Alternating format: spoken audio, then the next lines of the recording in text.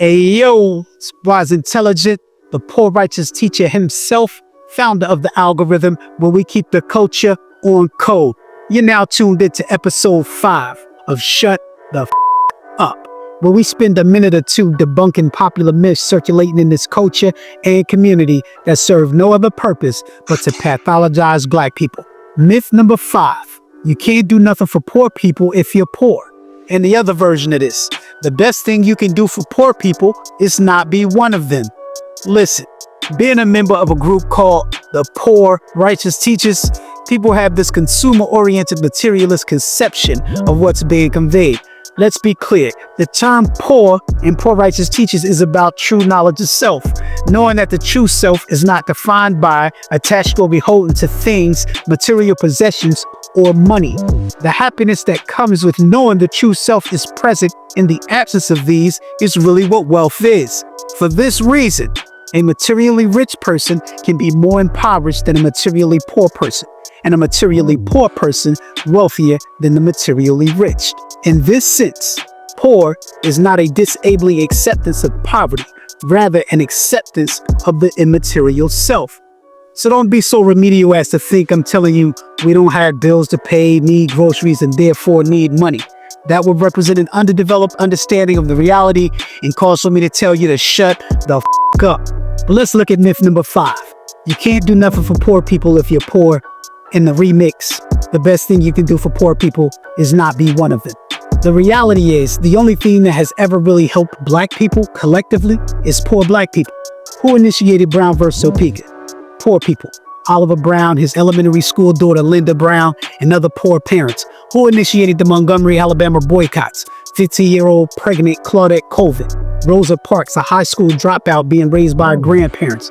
13-year-old freedom rider Hezekiah Watkins, who was put on death row in 1961 for crossing a white-only Greyhound bus depot line.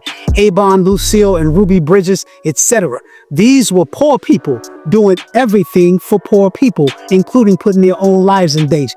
The Black Panther Party, again, poor people, opened at least 36 free breakfast programs serving as many as 20,000 youth nationwide between 1969 and 1971, and at least 13 free health clinics across the country, aka People's Free Medical Clinics. The U.S. government assassinated the leadership, remixed and federalized the programs to continue control over the trajectory of the community.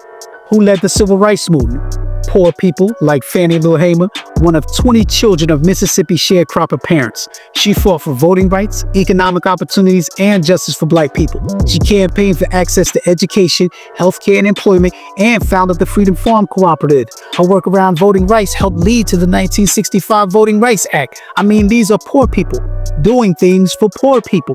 Martin Luther King Jr. and all the work he led that has helped you 10th-rate pseudo-civilized rug sellers get rich died with a net worth of less than $6,000. But helped put you clowns in position to make millions. But you believe poor people can't do anything for poor people.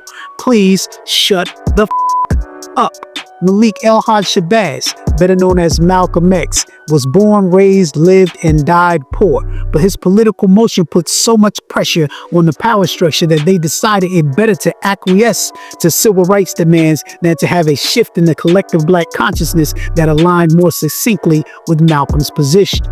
It was the journalist Ida B. Wells who brought both national and international attention to the plight of black people under oppression in the United States, especially where lynchings were concerned. Ida B. Wells' anti-lynching activism documented lynchings in the United States in the 1890s. She wrote The Red Record, a book that provided statistical data on lynching and pioneered investigative and data journalism. She was the original fact checker of these lion-ass oppressors. Y'all talk about poor people, can't do nothing for poor people. These last 4 materially poor black people alone, Fannie Lou Hamer, Martin Luther King Jr., Malcolm X, and Ida B. Wells, did more for black people in the United States than the sum total of rich and wealthy black people combined. In fact, most rich and wealthy black people have done more for themselves than they have anyone else, and they encourage you to do the same. They take pride in that, and that's okay. Just don't be out here letting people convince you that if you're materially or monetarily poor, you can't contribute to the uplifting, empowerment, and or liberation of your people. Don't let them tell you you can't make an impact. Hip-hop is a multi-billion-dollar industry today, an industry many of the people pushing this myth got rich off. But hip-hop and all its elements were created by poor people and has positively impacted and empowered many poor people, economically, educationally, politically, as well as ways you can't even measure, like self-esteem, purpose, providing a platform for self-expression, a sense of identity and belonging, a voice to address social issues, a creative outlet to channel difficult experiences, and a sense of empowerment, often allowing us to feel seen and heard within our communities, country, and the world. So the idea that if you're poor, you can't help the cause of your people is a false narrative that helps its proponents convince themselves that they're on the right side of history.